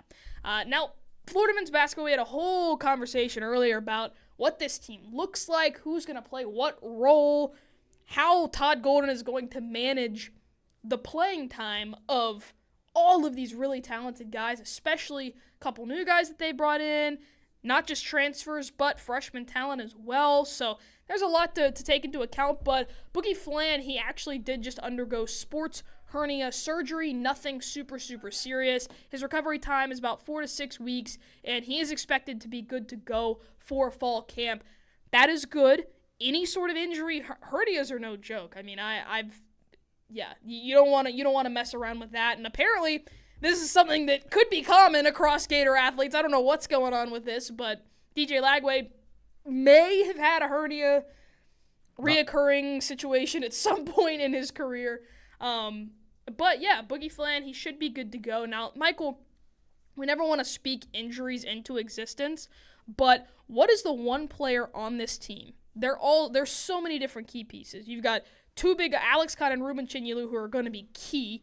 You've got Thomas Houck, who is going to be the heart and soul of this team. What player on this squad, and even Lee, who's coming in, who's going to be your point guard, right? What player on this team could you just can't lose to injury really at any part throughout the year? So there's two guys that immediately come to mind. It's Alex Condon and Thomas Houck. And I wanted to say Thomas Houck, but as we briefly mentioned in the basketball segment, it is Alex Condon's birthday. Happy birthday, Alex Condon. And for that reason, I got to go Alex Condon. He's going to be, we should see a step up from him. He hopefully should. I don't want to say hopefully. I mean, they're both of those guys are going to be great. They're going to lead this team as a team. Every one of these guys on the starting roster, on the bench, are all going to be contributors. There's not one sole leader, I don't think. And so you don't want to lose anybody, but we'll say that Alex Condon will be the Alex Condon that we all knew. He'll be back, and he's going to be the guy that you can't miss. Yeah, that's fair enough. I'm going to disagree with you. On his birthday? I know. Isn't that just what a horrible individual I am? But I'm going to say Thomas Houck just because we saw what he did last year towards the end of the season. And I think that you can't take a transfer guy and have him serve the same type of leadership role as a guy like Thomas Houck. I know that he's still a little bit, he's not a super senior or anything like that. But, I mean, his energy and the talent that he brings, this is a guy that could possibly be in a National Player of the Year conversation a couple months into the season. I really, really believe that. He is going to be an incredible talent. I think he's going to be a high draft pick whenever he decides to head to the pros. He's very, very talented in a lot of different ways. He's, I think, the most well-rounded player that there is on this team. He can do a little bit of it all. But mainly, obviously on offense, yes, he's going to perform. He can hit clutch shots. We saw that against Texas Tech. I mean, he's going to do what he needs to do offensively. But defensively, I think that's the biggest place where he stands out to me. Yes, the bigs.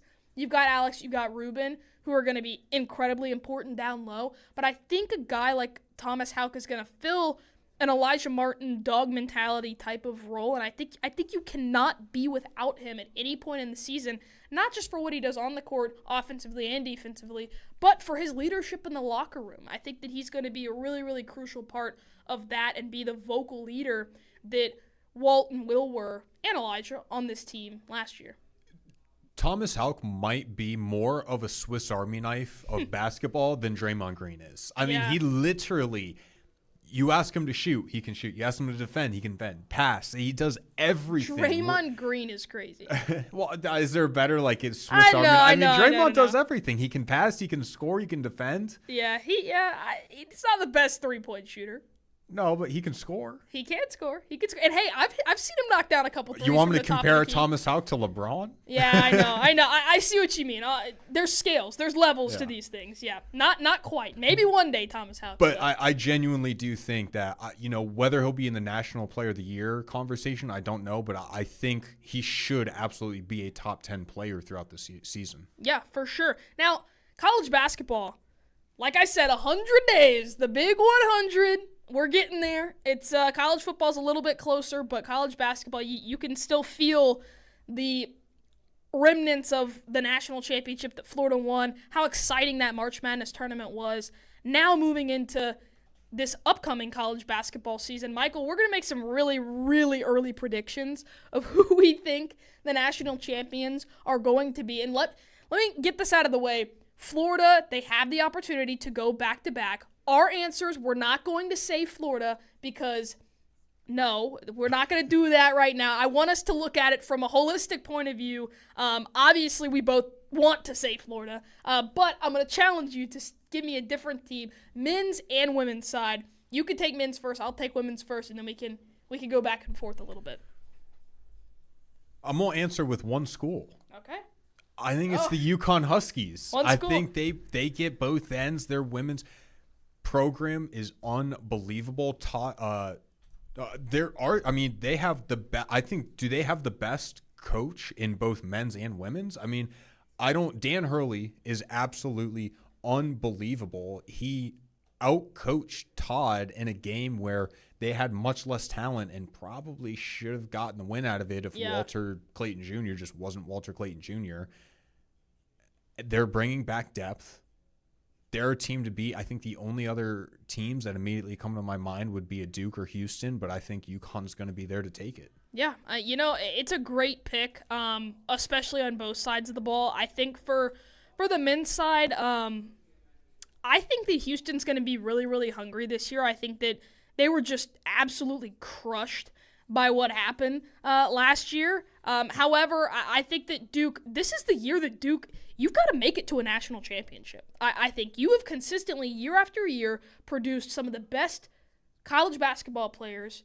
Yes, they get the best recruits across the high school world. But Jon Scheyer, it's time. I think he needs to make it to a national championship at this point in his career. He's been really, really close. Made it to the Final Four last year. Cooper Flag, you can't really ask for a better player than that. However, I think that it's time that he really makes that jump. And then on the women's side, listen.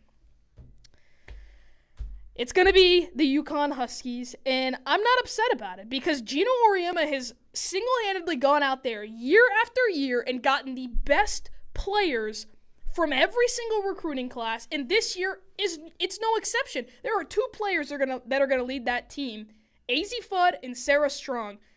One of them, I think AZ Fudd could be the National Player of the Year. Sarah Strong is one of the most talented women's basketball players that I have seen. She was a freshman, Michael Tubbs. She was a freshman last year, and she was putting up insane numbers, and she can do it again. So those two, and across, they picked up a couple transfers in the portal. They've got the 6th Woman of the Year from the Big East. They got Ashlyn Shade coming back. They've got a lot of different pieces on that team, and I think that they're just going to be too dynamic for any other team to stop them across women's basketball. Except for Liv McGill. Oh, there we go. Florida women's basketball. I love it. That's a great answer, Michael. Great job there. Yeah, that's good. That's just my mic drop. Liv McGill, Yeah, she's going to go win it for everybody. She's going to be the best player in college basketball over a guy like Thomas Houck, including men's side, too. I don't know. We'll just run with that. There you go. Run with Liv. But we got coming up, the NFL is right around the corner. NFL training camp is here. It is this week. Find out what all the headlines are going on with the Dolphins, Jags, and Bucks coming up on the Sports Lab, ESPN WRUF. This is Hub Brown, Dean of the College of Journalism and Communications here at the University of Florida, and you are listening to ESPN 98.1 FM, 850 AM, WRUF, the home of the Florida Gators. The NFL is back. WRUF is your home for the NFL. Showtime for the Lions. Tune in Thursday night at 8 for the Hall of Fame game between the Detroit Lions and the Los Angeles Chargers. Just refusing to go down. Touchdown Chargers. Right here on WRUF, 98.1 FM, 850 AM, and 103.7 HD2. More than 12 million residents throughout Florida could face the largest electric rate increase in U.S. history. That's according to AARP Florida, which urges the Public Service Commission to reject the current proposal from Florida Power and Light. Zane Smith is the Senior Director of Advocacy for the organization. This excessive hike would place an unfair burden on Floridians, especially low-income customers and older adults on fixed incomes. Along with large increases in the monthly base rate, the proposal would also increase the monthly base bill for residents. Plus, it doesn't consider all the other costs that are already passed on to customers. FPL also wants the commission to increase its allowable return on equity to nearly 12%. That would be well above the national average of 9.5%. We urge Floridians to join us in demanding fair utility rates and an end to corporate greed. To learn more and take action, visit aarp.org/FL. Hey, it's Steve Russell for Hurricane BTW, where every day feels like the weekend. Fresh, never frozen chicken wings, tossed in over 30 bold flavors, paired with ice-cold beer, all in a laid-back, beachy atmosphere. And with every game on the big screens, it's the ultimate escape in your home for sports, too. Great food, cold drinks, and all the games. That's Hurricane BTW. Escape the ordinary and find your spot at hurricanewings.com. You ever go car shopping and just walk back to your old car and say, you know what? You're not so bad. Maybe a new paint job, maybe fix up those dents and dings. New car prices are going crazy now. Interest rates, prices, everything is up. Mako can make your current ride look like new. Paint touch-ups, dent repairs, fresh bumper. It's a little like a car makeover is what it is. At Mako, they make it easy. Come in for a free estimate, and their expert technicians will handle the rest. Quick turnaround, by the way. Real value. That's what Mako does. And we're keeping our cars longer. So make your current ride feel new again. Before you shell out for something new, make your old look new. With Mako's national reach and community focus, you're not just getting top-notch service. You're actually getting a partner you can trust. Go to Mako.com today. You'll find a shop near you and book an appointment. That's Mako, MAACO.com. And remember, better get Mako. From the UF Weather Center, here is your WRUF weather update. Well, the rest of our afternoon is partly cloudy. Not going to rule out a scattered shower or a thunderstorm till about midnight. 95 the high, 75 the overnight low. And then get ready for the heat, the hottest stretch we've seen in a while. Saturday, Sunday, and Monday. 98 Saturday, 99 on Sunday. Heat index 115 to maybe up to 118 degrees. It will be hot. From the WFT Weather Center, I'm Chief Meteorologist Tim Miller. This is Kevin Cash of the Tampa Bay Rays, and you're listening to Gainesville's only home for Rays baseball. ESPN 98.1 FM, 850 AM WRUF, and online at WRUF.com. More of the Sports Lab right here on ESPN 98.1 FM, 850 AM WRUF, and anywhere in the world on the WRUF radio app. Here's Hannah Mack and Michael Tubbs. Sports Lab, here with you. Training camp for the NFL, it's underway, okay? There are 3 teams in Florida, if you didn't know that. If you didn't, then, well, you've been living under a rock. There's the Dolphins, there's the Jags, and there's the Bucks. And the Dolphins, after last year, one of the star receivers on their team, Tyreek Hill, he made some questionable comments, right? He said, I'm out. I'm done. I'm out. And if you're on a team with him, it might not be received in the best way. That's just a fact. Now, he is still with the team this year. And so quarterback Tua Tagovailoa had some thoughts and had some things to say about how him and all of the players on the squad are kind of working through building up that camaraderie in training camp. Hey, my bad. You got to work that relationship up. You got to build everything up again, and yeah, it's still a work in progress. Not just for me, but for everybody. Still a work in progress. There you go. But that's what training camp is for, right? They still got a few more weeks until preseason starts, and then they'll have some preseason games, and then the season will come shortly after that. But still, a month and a half, or give or take a couple months for them to get things into the groove. How do you see all of this unfolding across the team? I mean, they're professional athletes. You would think that I could see a high school team blowing up because of comments like this, but how many NFL players have talked crap across the past few years? It happens all the time, right? I hate when players do this. You signed with Miami. Miami does not have a recent success history up until you signed with them. You wanted the money. You played for the Chiefs. You could have easily stayed with the Chiefs. You wanted the money. You wanted the bag, so you moved to Miami. And things aren't going the way that you thought, and you made certain comments. I am surprised nothing was really done about it, at least from an outside standpoint. But they'll be fine. He's got the talent to back it up. He's arguably, or he is probably a top 5 receiver. On a good day, he is the best. But it's just, it's so annoying. Guys like him, Damian Lillard was one where he wanted to stay loyal with the Trailblazers, so he stayed there. He re-signed with them. It's like, okay, no problem. You want to stay loyal, that's fine. And then he complains and wants out of his contract. You signed with him. You knew what you were getting out of it. And so, sure, Tua, I don't know. You got a guy. He's great. They're gonna. I don't know if they'll make the playoffs this year. I don't know. I don't think this will impact anything. I think they'll be fine from a chemistry standpoint. I don't think anything's really been lost there. Probably just a hot-headed moment from him. But I mean, nothing's going to change. It's not like they're going to go win a Super Bowl this year. So he's going to better learn to figure it out and just deal with potentially missing the playoffs again, because I think that's where the Dolphins are at. Yeah, definitely. And, I don't even think he's going to be Tua's main receiver. And I want to say, I apologize to Tua Tagovailoa. Our fantasy draft, I didn't take him. But, I hadn't really seen a lot of video of him. But I've been watching a bunch of Dolphins training clip footage. He looks pretty fit. He does. He looks like he's gained some serious muscle, which is definitely going to help him because, as physical as this game can get, he can't take as much of a hit as some other quarterbacks in the league, especially with the head injuries that he's had to deal with. But him and Jalen Waddle, I think this is a quarterback-receiver duo to really look out for this upcoming season if Tua can stay healthy. They looked really good in training camp, and I know it's training camp. You can't base everything off of that. You're not facing some of the best secondaries in the league. I get that.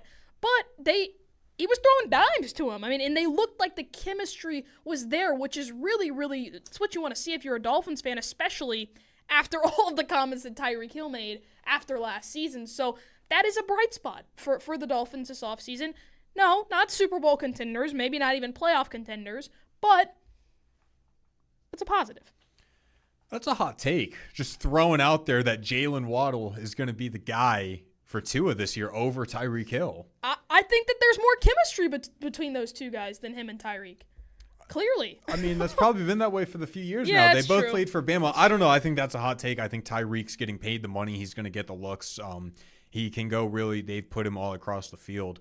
But, yeah, I don't think that – or I don't know. The offense has been explosive. I mean, they put 70 on Denver. Yeah, right? They put 70 on Denver, or was it reversed? No, I'm pretty sure they put – we'll have to fact check that. Yeah, we'll fact check that. But anyway, this is an explosive. This is a speed offense that they're good to run it, but then push comes to shove, and they end up playing Kansas City in the snow where playoffs come around, and they just can't seem to move the ball, and the defense just isn't quite there.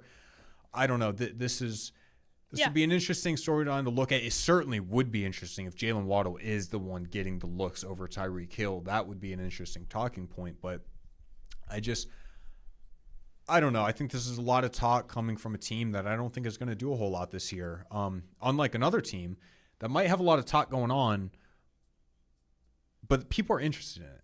The results might not be there. But Liam Cohen came out, Jags head coach, talking about Travis Hunter's practice schedule and playing both sides of the ball. There's a lot there. They're working out some kinks, but this is what Liam Cohen had to say. Yeah, he will. Probably within the first, 6 practices or so. Like, we'll probably have him, you want to give him a couple days offense, couple days defense, and then give him an opportunity to go flip-flop within the same practice. And then that will kind of become the norm, right? Like, once we do that, that'll kind of become the norm and how we operate, but it'll probably be within the first week or so. Lots to figure out there real quick. Do we have that fact check? Fact check. We were correct. It was the Dolphins that blew out the Broncos 70-20. It was back in 2023, though. So 2 years ago. But it's the same overall offense that I was getting at. Of they can score with almost anybody. But back to the Jags. This is an interesting scenario. I know that Liam Cohen apparently has set up a very minute-by-minute schedule for not even Travis Hunter, but really the whole team himself, the coaching staff, everything going on there, which I could see being kind of a pain to work with. But they're having Travis meet, like if he's practicing with the defense, he's practicing there, but still having meetings with the offense, the other side of the ball, and just nonstop go. I mean, Travis Hunter would be, the word used for him is a unicorn, but if he's really doing all that every day, meeting with both sides, learning every aspect of this playbook, that I just can't even wrap my head around that. Yeah, I mean, you talk about making somebody's head explode. I mean, geez, like the amount of information that he is consuming is unheard of. I mean, there has not been a player other than there's a handful that we've talked about, on a handful of episodes that we've done, but there's not been a player that has consistently, I don't think, done this and worked out and put as much effort into playing on both sides of the ball as he is doing. I mean, this kid's IQ, if he is able to comprehend all of this information, he is about to be the smartest player in the NFL. He doesn't have the experience yet, but he's got all of this knowledge from both sides, which is going to make him better all around. And you know what? Jacksonville, this is arguably the most athletic guy on their team. So you're sitting there, you have to play him on both sides of the ball. You try and do as much as possible to get him the reps that he wants on both sides, and it sounds like Liam Cohen is trying to work out a doable schedule for him. But we're just going to have to see. But before we get into the Buccaneers, because there's a lot to unpack there, there's a new way to stream this show. I know that you know about Facebook, you know about the app, you know about the radio station, but we've got a YouTube channel, ESPN Gainesville, the home of the Gators. Make sure to leave a comment about the show in the comments section that we will read right here on the air. We want to hear what you guys have to say. Like I said, ESPN, home of the Gators, and yeah, you can subscribe. It's free, I promise. But jumping back into the NFL conversation, go ahead, Michael. But the Jags and where they're at, I'm curious. And another aspect of this, too, is this isn't like a simple offense. I know Trevor Lawrence was making comments of there's a lot of motion going on. Liam Cohen's changing up what the Jags have been doing. So there's going to be a lot of factors, a lot for Travis Hunter to learn. And that could open up for mistakes. If he's not on the same page when he's out there on defense is simpler to kind of understand the scheming of, but offensively, you're out there running the wrong routes. Something's not good. If his timing with Trevor isn't great because they're not playing every single day because he's taking reps on this defensive side, the NFL will take advantage of that, right? You're going to be facing some legitimate corners, defenses, and on the other flip side of that, some real offenses that he's going to have to attack. It's going to be an interesting one. But you talked about smart players. Mm-hmm. And Emeka Egbuka out of Ohio State is one of them. Baker had high praise for what his young receiver is doing. Always good. And Emeka Egbuka is an absolute stud. Ooh. Okay. He's a real deal. Yeah. What makes you say that? Okay, you know how you just can't teach guys leaving the ground to catch the ball? It's always grounded when he catches it, keeps moving. There's yak potential out the wazoo there. But he's just so damn smart. I mean, he's willing to block, willing to do everything we ask him to do. But then, I mean, we can plug and play him at any of the three receiver spots right now. Yeah. It's pretty exciting. Hell yeah. That was Baker on the New Heights podcast talking about his new receiver, and he brought up an interesting point in that he can plug and play anywhere, right? And that really adds in the versatility to overtake a guy like Jalen McMillan, who had a good year out of Washington, was a rookie last year. Now you got an incoming guy that's really that plug and play. It's going to give him more opportunities. It's going to give Baker a better weapon, learning and being able to figure out the different spots on the field.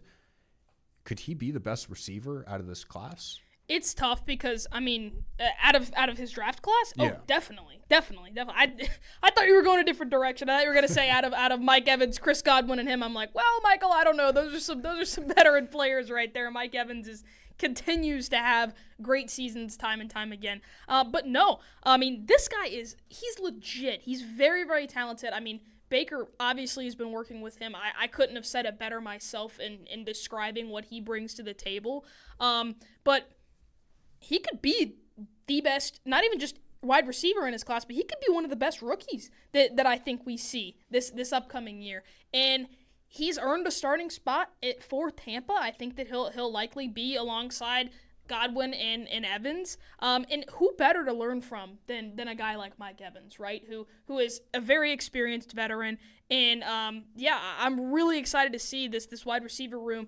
But another aspect of the Buccaneers is their defense, right? It's the secondary. And Baker Mayfield, he might think that the offense has to do a little bit less work because of how solid their defense is.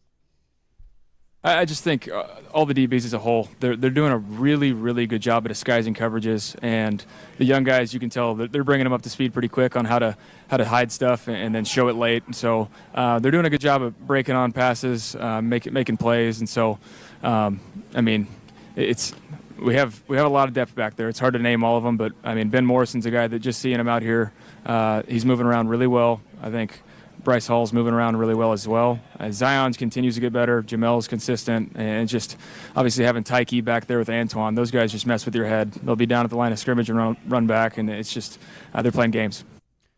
It's just a funny comment from Baker because his goal this offseason is to limit picks, and he's talking about how these young guys are covering up the scheming and where they're going to be at and jumping passes and giving him a hard time. He's like wanting to praise them, but being frustrated by it because that's the thing he's trying to clean up. Right? Yeah, it's but hey, some of the best. You want to play against a great defense whenever you're in training camp, and it sounds like Tampa. I mean, I wasn't sure about Tampa's defense heading into this year. They were kind of in the middle of the pack. They were not a top 10 defense, and they weren't a bottom 10 defense. They were kind of right in the middle. But moving forward, this is a squad. They drafted a handful of guys to kind of help fill some of the roles that they needed filled, especially on the edge. That was kind of a big what if, and someone that they really, really needed to pick up some guys there. But I'm excited to see this Tampa team. I think that they have the possibility to be super well-rounded. And if the defense is as good as Baker Mayfield is talking about it, and obviously it's his defense, it's his guys. They wear the same jerseys every day that he does. But if this team is really that talented, then if you can limit the offense being out there, injuries aren't going to be as bad. Baker's going to have a lot less of pressure on his shoulders, but he's established at this point that he's a top 5 quarterback in the league, definitely top 10. He's going to throw the ball, and he's going to be successful. And I'm just glad that the NFL, they never gave up on him, because, I mean, he's had a journey across his career, and I think he's finally found a home with Tampa. Yeah, I do want to know, it is interesting that, they might end up relying a little more on the defense because there have been injuries on the offense. Tristan Wirfs, arguably the best tackle in the game, might not be there to start the season. Chris Godwin is still dealing with ankle problems. They got Emeka Egbuka. Hopefully we'll be able to fill in that spot and kind of help recover. We'll see if he can take that role from him. But it might end up being on the offense, at least for the first few weeks of the season, to really look to get it done. Yeah, I couldn't agree more. Very, very well said. But coming up next, we're gonna end the show with what to watch this weekend. What should you be looking out for? What are you gonna sit on your couch, crack open a beer, and watch for the rest of this weekend? Find out next, right here on the Sports Lab, ESPN WRUF. Cloaked in orange and blue and fortified on the campus of the University of Florida. You are listening to ESPN 98.1 FM, 850 AM, WRUF. WRUF is your home for the NFL. Tune in Thursday night at 8 for the Hall of Fame game between the Detroit Lions and the Los Angeles Chargers. Right here on WRUF 98.1 FM, 850 AM, and 103.7 HD2. Feel the pulse of the open road with the 2025 Harley-Davidson Nightster, starting at just $99.99. A seamless blend of classic Sportster design and cutting-edge performance, the Nightster delivers exhilarating power and precision handling. Its low center of gravity and rider-focused technology ensure every ride is both thrilling and controlled. And now, for a limited time at Gainesville Harley-Davidson, own the 2025 Nightster starting at just $99.99. Visit us for a test ride today. The 2025 Harley-Davidson Nightster starting at just $99.99. Visit Gainesville Harley-Davidson today to take a test ride or browse our extensive selection of new and pre-owned Harley-Davidson motorcycles at GainesvilleHarley.com. Whether you're a seasoned rider or new to the Harley family, our dedicated Gainesville Harley team is here to help you find the perfect ride. Terms and conditions apply. See dealer for complete details. Hi, this is Dr. Art Mowry of Exceptional Dentistry.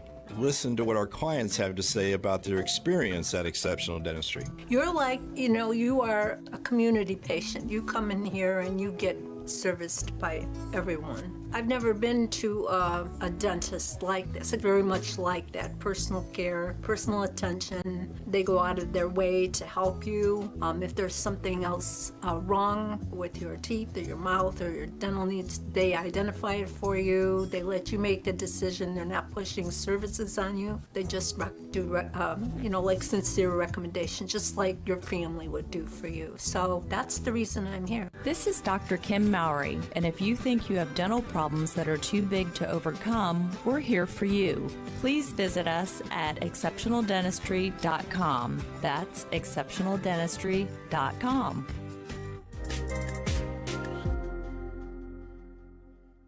An active storm season is upon us, and Daughtry Tree Service says get supplies now. Water, batteries, and a power bank will keep your phone charged when power is down. We're here for you before and after the storm. We're Daughtry Tree, your tree service people. It's time Time for the pro to get everything for the entire job, all from one partner. To get access to over 3 million products, including many products you won't find in our stores. It's time to get delivery on your schedule or next day on over 50,000 products. And time to get dedicated support on the job site or in our stores. From ordering to planning, we've got you. One partner, any job, all in. Ask about all we can now do at the Pro Desk. The Home Depot Pro, it's about time. No radio access? Don't worry. We have you covered. Listen to Gators play-by-play anywhere in the world on the WRUF radio app. We are ESPN 98.1 FM, 850 AM, WRUF. The Sports Lab continues right here on ESPN 98.1 FM, 850 AM, WRUF, and anywhere in the world on the WRUF radio app. Here's Hannah Mack and Michael Tubbs. We've got one last short and sweet segment for you all listening because things are starting to ramp up a little bit. You know, so there's some options to watch sports going on, and we're going to give you what to watch this week and our favorite things, what we're looking forward to. And I can tell you right now, I've been looking forward. NFL Training Camp Live starts tomorrow. I've been looking forward to this all summer. I think it's so much fun to watch. Get all the news from all the teams around the league, current, up to date. That's what I'm looking at. There you go. It's a great pick, that's for sure. You know what I have to pick. If you know anything about me, you know that I love women's basketball, and I'm going to go right to my WNBA games. There's a few of them on tonight, actually. You got Phoenix in New York, Las Vegas in Minnesota, and Dallas and Golden State. They're all going to be great. Really excited to see. Maybe Vegas. Vegas has struggled a little bit this year. I mean, coming off of New York won it last year, but the previous couple years, Vegas was the team to beat with Asia Wilson, right? But Minnesota is the powerhouse this year. So that's always fun to see that go on. And then all the rookies, too. You got to love them. Got to love watching them. But that's going to do it for our show today. That was the shortest segment I think we've ever done in our entire lives, but it was great. We started off the show. Thank you to Macy Meese for coming on, who talked high school football, NIL. She was able to attend Media Day, North Central Florida, over 30 schools. Really, really great thing.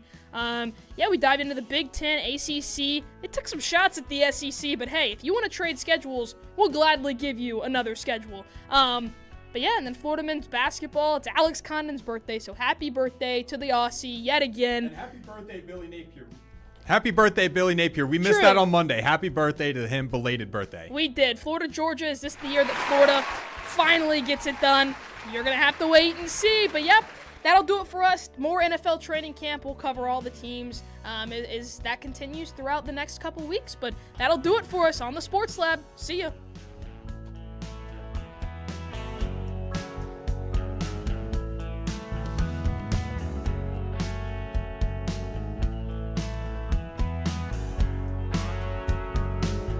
From the Spurrier's Gridiron Grill Studio, WRUF Gainesville, W251CG Gaines, WRUF FM HD2, and on the WRUF radio app.